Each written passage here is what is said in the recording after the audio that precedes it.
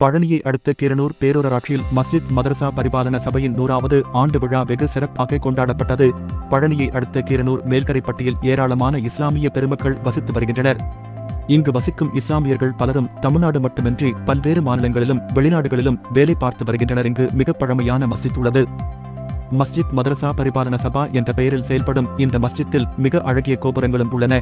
ஆண்டுதோறும் பல்வேறு விழாக்கள் சிறப்புற நடைபெறுவது வழக்கம். இந்நிலையில் இந்த மஸ்ஜித் 100 ஆண்டை கடந்த நிலையில் கடந்த வெள்ளிக்கிழமை முதல் தொடர்ந்து 3 நாட்களுக்கு 100வது ஆண்டு விழா கொண்டாடப்பட்டு வந்தது.